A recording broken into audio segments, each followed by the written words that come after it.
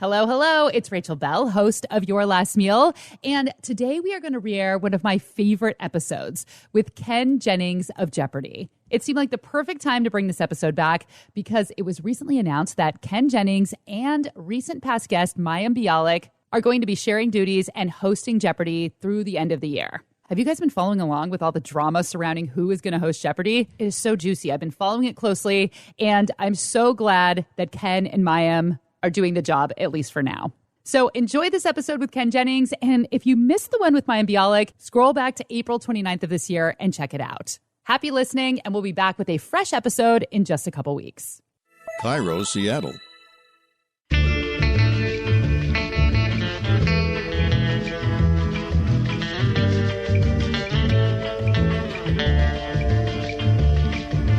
I'm Rachel Bell, and this is Your Last Meal, a show about famous people and the stories behind the foods they love most. Today on the program, the last meal of Jeopardy champion Ken Jennings. In 2004, Ken won 74 Jeopardy games, and he still holds the record for the longest Jeopardy winning streak, and he's the second highest earning contestant in game show history. I don't know if it's gauche to say how much he made, but it's on Wikipedia, so I'm going to tell you, $3,196,300. There you have it. So, 14 years after his win seemed like the perfect time to interview Ken. When are you going to have that game show guy from 2004 and on I'm your like, podcast? Wait for it. I'm not ready yet. The time's not right. Right. It's like a cosmic thing. Like, it had to be like the moon was in a certain place. I can't do it. He's a Gemini. Ken's last meal is not Jell-O. But as a Mormon and someone who lived in Utah, he sure did eat a lot of it. Why is there a connection between Jell-O and Utah and Jell-O and Mormons? Well, Jell-O seems to be more popular in Utah, Salt Lake City, than any other area. We'll learn about the history of Jell-O with Lynn Belushio, Executive Director of the Leroy Historical Society in Leroy, New York, which is home to the country's one and only Jell-O Gallery. And from Lynn, I have learned that people will mix almost anything into a bowl of Jell-O. You can put mayonnaise on it, it's a salad. You put whipped cream on it, it becomes a dessert. I'm sorry, did you say put mayonnaise on it? Yes. That will determine whether your Jell-O is a salad or a dessert. So take a Jell-O shot and please state all answers in the form of a question as we glide into this interview with Ken Jennings. Ken competed on Jeopardy when he was 30 years old and living in Salt Lake City. But his love for trivia blossomed as a kid living in Korea. Part of your childhood was in Seoul and Singapore because of your dad's job. Is that right? Yeah, he was a lawyer and we lived in Asia for 15 years or more. We moved over when I was in second grade. I grew up here in Seattle, moved overseas in second grade, and then stayed till college, moved back to the States, went to UW actually here in town. So how did that influence the way that you eat as an adult? Did you eat a lot of the local food when you were in those places? Yeah, living in South Korea in 1982, eating American cuisine was not an option because you just couldn't find it, except unless it was like black marketed peanut butter and Pop-Tarts from the army base. You pretty much had to eat like everybody else ate. So a lot of rice, a lot of noodles, a lot of kimchi. And as a result, I really, for many years, kind of disliked that kind of food because I felt like it had been foisted on me. I went from this sort of American PBJ childhood, and then it's like, here's your kimchi and rice. That's what there is. And I really sort of thought, clearly this like fermented cabbage that's been in the ground all winter is not an improvement over the processed foods I've been enjoying. I would not have thought of that as my kind of food.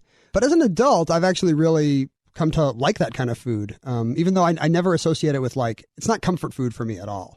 When I go out to eat Korean, it feels like it's punishment food.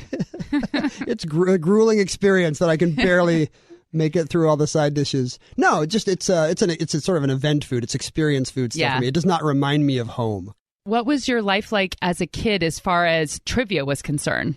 As far as I have ever seen in the world, trivia kids are born and not made. Like, you just know if you have that kind of kid that's always dragging the Guinness Book of World Records around and annoying mom and dad with facts about polar bears or whatever. And I was very much that kid. We lived overseas. Our only contact to U.S. culture was like Army TV and radio because there's like a bajillion U.S. servicemen in Korea. As a result, me and all my friends were obsessed with Jeopardy because every day after school at 4, that's what the Army put on TV. We would run home from school and there was only one thing to watch. We all watched Jeopardy, and we were just like an obsessive fan club of Jeopardy even at 10 years old. So I guess, I've been genetically engineered to be on one particular quiz show. And so did you and your friends play along with the show out loud? And did you know then that you were better than them? No, I wasn't better than that. I was 10 years old, but you do feel very smart as a kid when you know some answer, It was the same year Trivial Pursuit was very big. And, just to know some bit of boomer trivia that you had picked up somewhere that like mom or dad didn't know, that's an amazing feeling. Totally. For a, kid with low self-esteem. You're like, wow, like I know something. Facts matter. That thing I learned actually came in handy. Obviously you're a smart person, but is trivia more smarts and intelligence, or is it memorization and just being curious and reading a lot of stuff, or both? Yeah, it's mostly a parlor trick. It does boil down to curiosity. People you see on Jeopardy, they're not savants with photographic memories, Rain Man types. They don't memorize the phone book. They're just really curious about the world and pretty much without distinction for type of knowledge. Most normal people are like, yeah, I'm interested in history, but don't ask me about science, or love baseball, don't really get hockey. Trivia people are just omnivorous. And when you're interested in something, facts just stick. So these people aren't trying to know everything. They're just really engaged in the world around them. And without even meaning to, they just know stuff. So when you were on Jeopardy and you were winning and you're getting up to, 74 wins, were there times where you actually studied certain topics that you didn't know a lot on? Or was this all based on knowledge that you had just from your general curiosity? Most of it's organic. But, there is a Jeopardy canon. There's stuff that not like a cannon they fire at losing contestants, but like a corpus of knowledge that like comes up time and again, presidents and Shakespeare and world capitals. And a lot of these are things you can memorize on a list. When I got the phone call, you're going to be on in 3 weeks, I panicked, and my wife and I spent that whole week with flashcards, learning about presidents and matching world capitals and cannons, firing cannons at people. Cocktails, like I don't drink, but there's always potent potables on Jeopardy, so I memorized the ingredients for all these cocktails. I could today to this day I could mix a Harvey Wallbanger if I had to. I don't know if the world's crying out for a Mormon bartender, but I memorized all these ingredient lists, and some of it came up, like it paid off. Yeah. Were there many food categories? Was that something that you knew about or that you had to study up on?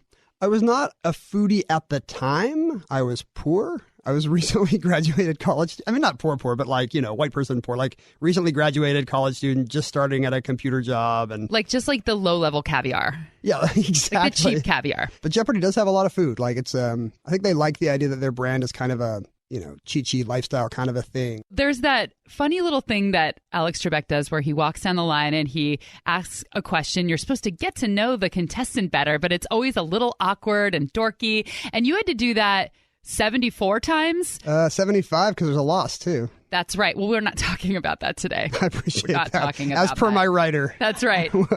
74 times. And then he just left. He disappeared like Clint Eastwood.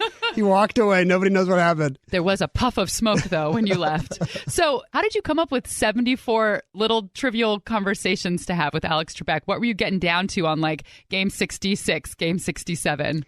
Yeah, I'm with you. I hate that part of the show. Like, that's why DVR was invented. So you don't have to watch those people tell their best story and it's still so sad, Everybody prepares for it. You make a list of all these things. Yeah. But you don't know what Trebek's going to say. Oh, you don't know what he's going to ask you. He's a force of nature, man. Nobody there can control him. Plus, being very good at trivia does not self-select for America's most sparkling conversationalist. I want to say that in a nice way. That's another quiz show. Do you remember any of your little conversations, ones that went better and ones that were a little bit awkward? The well did run dry very quickly because they'd be like, okay, Ken, you're coming back next week. What if you went out? We need 10 more stories. Sometimes you make stuff up. Really? Yeah, what was the story you made up? I remember just writing down that I liked airline food, which is not true, but like it's a funny. It gives Alex a chance to make a little quip. It's perfect for Jeopardy use. Nobody cares if I actually like airline food. I remember one time he just got fed up and he was like, this is also food related. He said, Ken, is there anything you want to ask me? And I had no idea this was coming. And I didn't. What would you say in that situation? The first thing I just thought of was, have you been cryogenically frozen? Because I just think of like Larry King, like that they unfreeze him every night. They just like thaw him out because he's just so old. Larry King is actually jerky. Wait, Larry King's a jerk? No, he's jerky. Oh, like beef jerky. Yes. Oh, okay. He's the processed beef product. Okay. But I said, I hemmed and hawed for, 5, 10, it seemed like forever, 10 seconds. And I finally said, well, what did you have for breakfast this morning, Alex, and I'll never forget what he said to me. A Diet Pepsi and a Baby Ruth. What? That is so unexpected. The breakfast of champions. Before you came in, we were talking about this, my producer Aaron and I said that I thought he appeared to be one of those people who just ate to stay alive. Like, he didn't look like somebody who enjoys food. So I would imagine for breakfast he'd eat something healthy and sensible. It didn't matter what it tasted like. I didn't know he ate like a 6-year-old. I don't know much about his food taste apart from that one anecdote. He is, you do think of him as sort of some cultured man of the world. I like the idea that you think he just takes the minimum caloric intake to maintain Trebek metabolism. Well, I always also think that he is like Ned Flanders, that he's like really buff underneath his suit, that he's just like nerdy from the neck up. He's like the mullet of bodies, like nerd up top, sex machine down below. You might be revealing a little too much about your game show host fetish. How do you eat on Jeopardy? Is there craft services in the back? Do you get a little lunch? Do you have to bring your own in a paper bag? How do you eat when you're on a game show? This is great. I've never done Jeopardy : the food interview.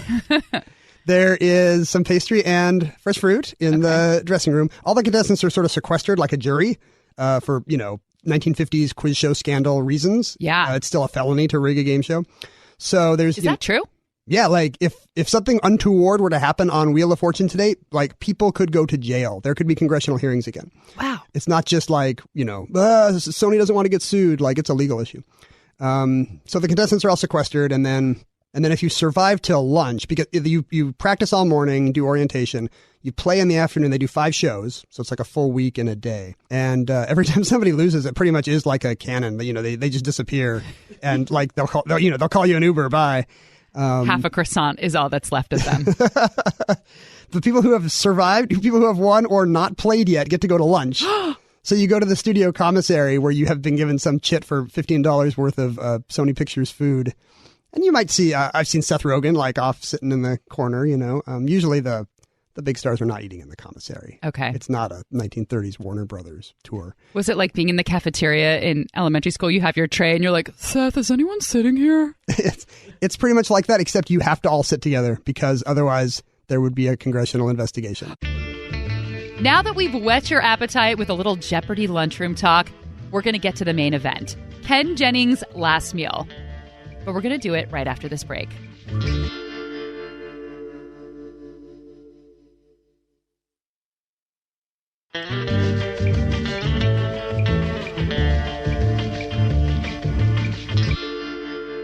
Okay, Ken Jennings, let's get to the main question. What would your last meal be? I feel like I joked on Twitter once that if I was on death row, I would want like a McDLT or something, some impossible to obtain fast food menu item of the past.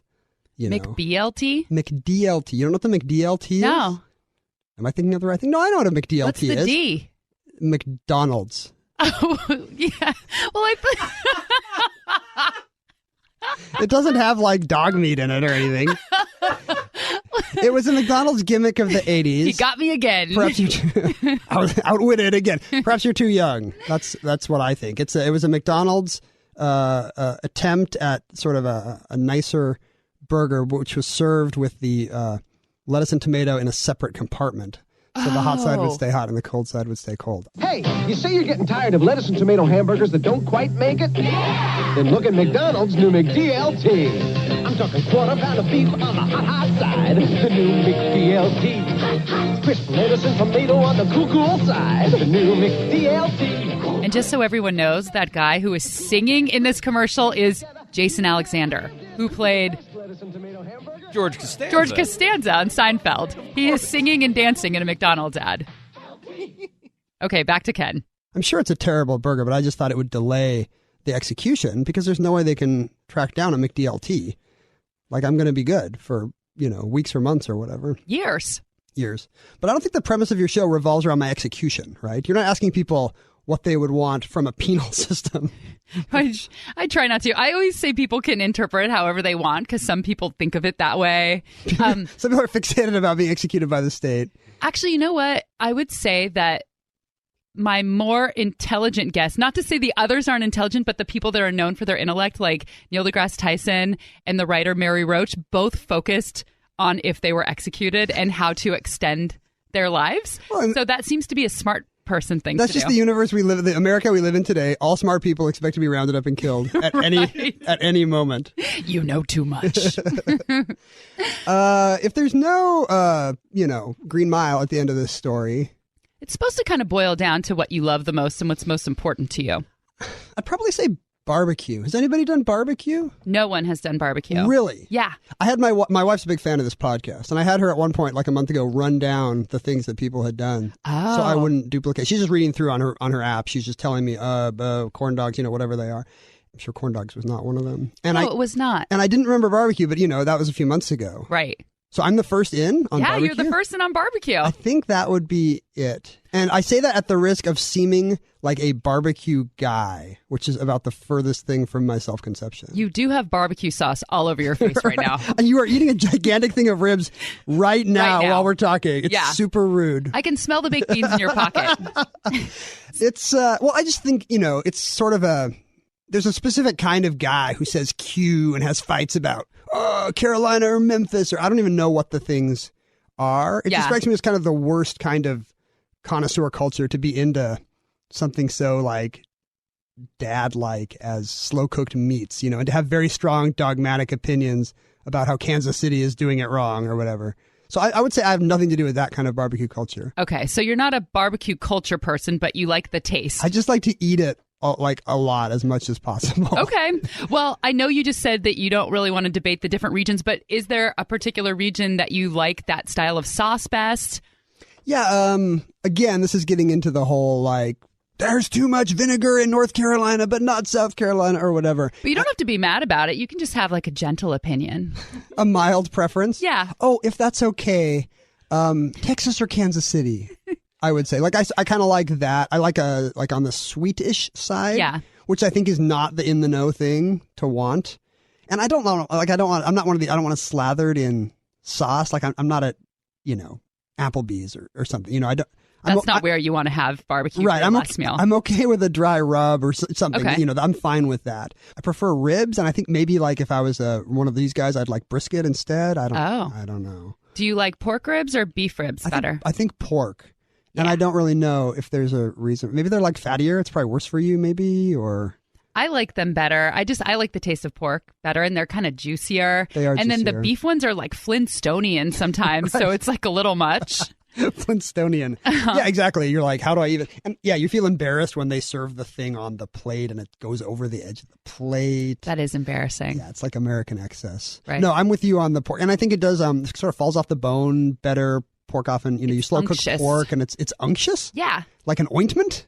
Oh, I never knew an ointment to be unctuous. Isn't that what unctuous means? It's like sort of, it's oily or... I've only used it in food terms and think of it as very like porcine, like very like porky and kind of, maybe it's the fattiness, like that gooiness that ointment has. Yeah. Yeah, my last meal would be a big tub of Vaseline. Actually, I want to change my answer. I like to... I've never used unctuous in a food sense, but I'm going to do that all the time now. It's a nice way to say it's like super oily and fatty and like that's what you're saying, right? Yeah. But in a good way. Right, exactly. Not in a bad way. So you don't like barbecue sauce or rub, you just like ointment on your ribs. Yeah, my favorite sauce is like Vicks Vapor Rub. Actually, what region is that? So minty. Maybe Morocco? It's eucalyptusy. Yeah. It's Australian barbecue. Koalas love those. I go ribs. to Outback Steakhouse to get my mentholatum flavored ribs. So what kind of sides do you like? Yeah, it's all about the sides, actually. Like as much as I like ribs, really, I almost think barbecue is just a vehicle for the side dishes. Yeah. Maybe that's part of my Korean upbringing. There's a lot of barbecue, a lot of side dishes. That's true. You like the banchan? I do like the banchan so much. Those are the little side dishes they just bring out. You order meat, and then all of a sudden all this stuff comes, and you're like, I don't know what this is. I don't know what that is. And they keep replacing them. They never end. Yeah, if you eat all this zucchini, guess what? More zucchini's coming, baby. I'm not an American exceptionalist in almost anything, but like as far as side dishes go, like we are kicking Korea's ass. There are some crossovers, though. I don't know if this is just in America, but I've had many a potato salad and macaroni salad when I've had Korean barbecue and the banchan. That must be our influence on them, I think. I think so, too. Okay, so what are your favorite side dishes with barbecue? Man, you can't go wrong. I love... Really, it's just carbs. It's just an excuse for carbs, right? I like cornbread a lot. Cornbread with honey butter, man. Black-eyed peas. I guess that's protein. Collard greens, that's like the healthy one, but it's really got a lot of probably bacon grease in it if you I do think it right. they put like jowls in there and Yeah, it's full of jowls. pork fat. Yeah. Love the jowls. Super unctuous. What else? Grits. I don't know if people often eat grits with barbecue, but I really like grits with ribs. Okra. Controversial because it can get slimy. Yeah. It's unctuous in a bad way, maybe. This might be some ancestral memory because my dad's side of the family, actually, they're Southerners, Texas, Oklahoma border, and I think before that, Deep South. So maybe there is some like ancestral memory that's just like, even though you're like the world's palest man living in Seattle, you must have black-eyed peas, like this is so much better than your food. I guess if you're genetically predisposed to trivia, you're even more genetically predisposed to barbecue if these were your people. What if it's on the same chromosome? What if all trivia nerds love barbecue and we just don't know? We never asked. Maybe so. Well, Nathan Myhrvold, who's a smart man, he is a barbecue champion. Yeah, I wouldn't have thought of him as a specifically barbecue guy. But you're right. Maybe that is why you get the whole connoisseur thing of barbecue, because it's a kind of nerd, actually, And these people don't self-identify as nerds. The facts they know are sports statistics and cooking temperatures. But that's a kind of geekery, honestly, to be super into your Q. So you grew up Mormon. Yes. And you're still Mormon. I am Mormon. I'm curious about the food in Utah because I was thinking there's most states or regions of the country I can come up with some classic foods that go with that place. I can't think of anything. Oh, Utah has regional food. Do you know what it is? No. Jell-O. Oh, do you guys do the Jell-O salad or the Jell-O cake? What do you mean, you people? Sorry. You Utonians. You didn't say you people. You said you guys. Utonians. I'm just messing with you. I think it's Utahans. Utatas. I'm actually Seattle native. I was born here. But right. Utah is well known for its bizarre Jell-O concoctions, like from a 1958 Better Homes and Gardens magazine. Like, here's one layer of Jell-O where we're putting in shredded carrot. And then above the lime Jell-O, we're going to have strawberry Jell-O with some canned peaches. And then on top, we've taken some raspberry Jell-O and we've mixed in Cool Whip or, Miracle Whip or something, Gross. So you get these amazing cross sections of barely edible mid-century food. I think Mormons, like maybe many American religious groups, sort of lag behind the culture by a few decades, and you can really see it in the food. It's Jell-O salads, it's cream of mushroom-based casseroles, it's what would be hot dish in the Midwest, but in Utah, they're funeral potatoes. I've heard of that, and that's because this is a dish that's popular to bring to a funeral, right? Like to no, it's because wake people after? Die if you. If you eat too much. Is that what it is? No, it is. It is. Okay. It is. No, you're right. I'm just. It's the dish you bring to the bereaved. But yeah, that's a very specific kind of frozen hash brown, cream of mushroom soup and cheddar cheese kind of a thing. Maybe with some green onions if you're fancy. Do you like that kind of food? I'm not against it, honestly. Like, funeral potatoes are pretty good. Yeah. And that is comfort food to me because I was raised by that kind of a mom from that era. So I grew up eating all kinds of tuna noodle casseroles and whatnot. And so to me, that kind of is the taste of home.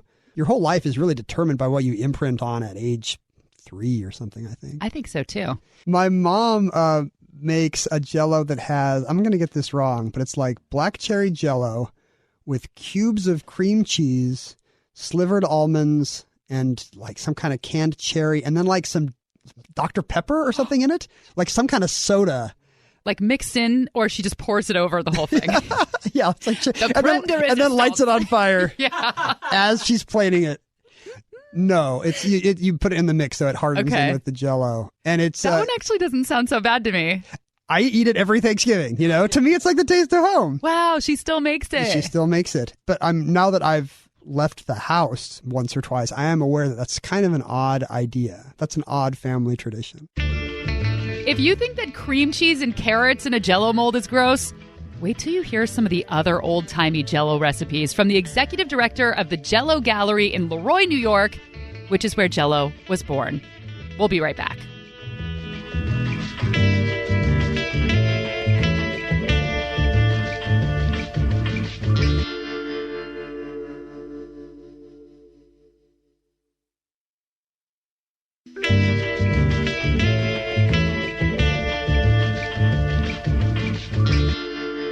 Barbecue is delicious and diverse, and I am sure that each region of this country has its own fascinating barbecue history.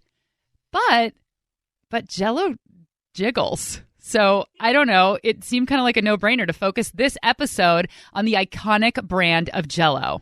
When I emailed Ken to tell him that our Jell-O conversation had escaped the cutting room floor, he emailed back, LOL, is my last meal now Jell-O, a food I almost never eat?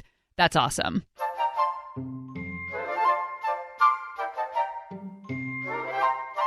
Gelatin has been around for a long, long time. By the 1500s, people had figured out that boiling down animal cartilage, bones, and skins can result in a jelly-like substance. And they started making aspics, meat Jell-O. But today, we're talking specifically about Jell-O with the help of Lynn Beluccio. She's the executive director of the Leroy Historical Society, home of the Jell-O Gallery. Jell-O brand gelatin started in Leroy in 1897.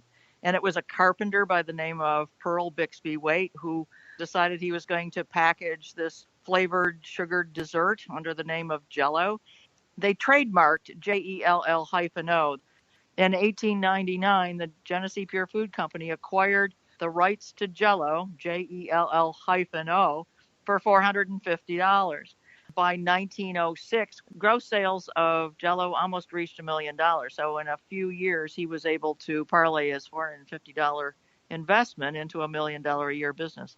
So what is the scene like in Leroy? You live there today. How big of a part does Jell-O play in the town? The company moved out of town in 1964. So, there's still people in town that, will say my grandmother and my mother or father worked, as they say, worked at the Jell-O. But people in town, I think, kind of look upon it as part of their history. You can walk up and down Main Street and people will tell you a Jell-O story. Can you talk about Jell-O's past and some of the old recipes that were popular and things that people would suspend in it? Starting from the 1930s, it sounds like there was even savory Jell-O. Traditionally, Victorians were always putting strange things in gelatin, made congealed salads. And traditionally, when they started introducing recipe books for Jell-O, they included some of the Victorian recipes. What they do is they add a tablespoon of vinegar to take the sweetness away. One of my favorites, which people kind of laugh at, is I love the horseradish recipe, where you put horseradish in the Jell-O, usually lemon, but you put in the tablespoon of vinegar, and then you pour it into a hollowed out green pepper, and then you slice it in wedges and serve it with roast beef. So that's a very good savory one. I think the thing that about Jell-O that people maybe don't think about is the fact that gelatins were an elitist food. Only the rich people could afford all the things that it would take to put into it. And this is going back into the 1700s too. But it wasn't something you just whipped up for the kids when they got home from school. And what Jell-O did was for 10 cents a box, you could serve, one of these very beautiful jellies that the rich people ate. So their early marketing kind of reflects that. They show a butler serving Jell-O. They show, the maid serving Jell-O at a tea party.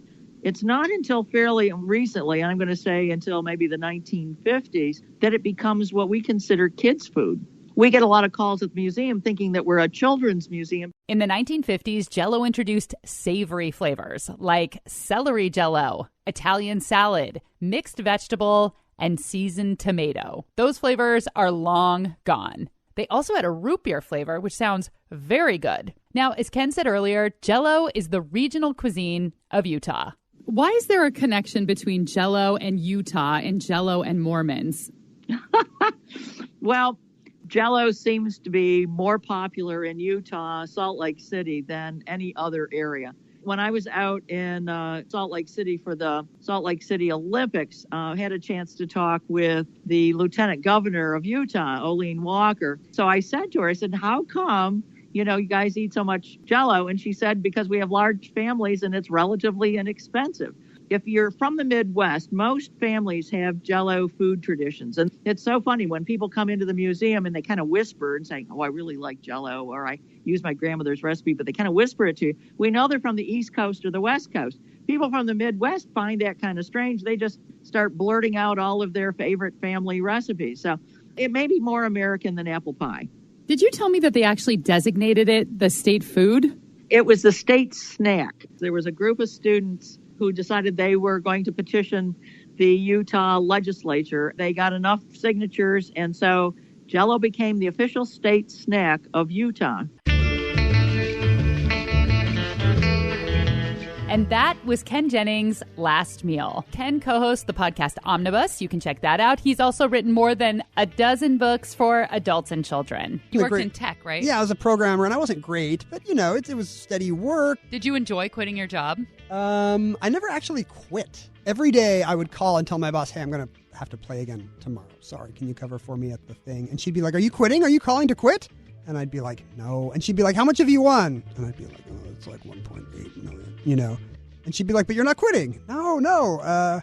And when I finally got the deal to write my first book, I tried to do both and I couldn't. I told my boss, I need a leave of absence. And she was very nice and gave me a leave, and I've never...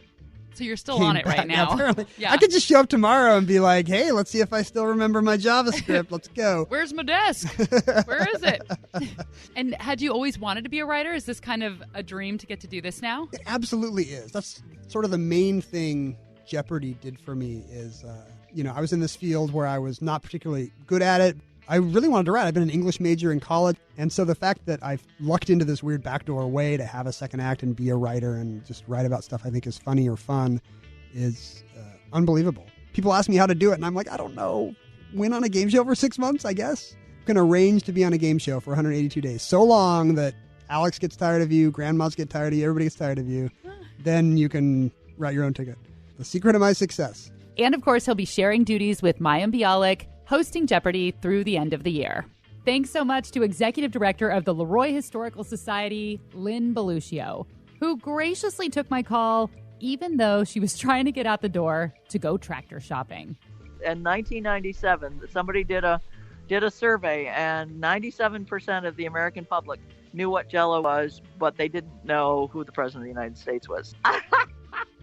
This episode was originally produced by Aaron Mason and me. Extra production help by Laura Scott. Our theme music is by Prom Queen. You can find me on Instagram at Hello Rachel Bell, Belle. And if you're listening to this podcast in a place where you can leave a review, please leave a review. I'm Rachel Bell, and this is Your Last Meal.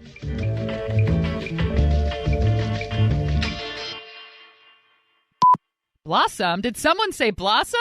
Don't know about the future. Ain't anybody's guess. Ain't no good reason for getting all depressed. Is that what it says? The sun is gonna. Oh, that's right. It's a good song. It's a great song. It is a Dr. good theme John. song. Yeah. Oh, that's who it is? Mm-hmm. Huh.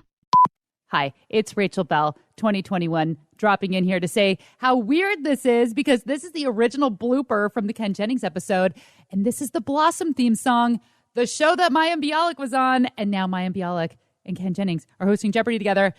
I think that I am Nostradamus. I think I was Miss Cleo. I called this. I knew it was going to happen.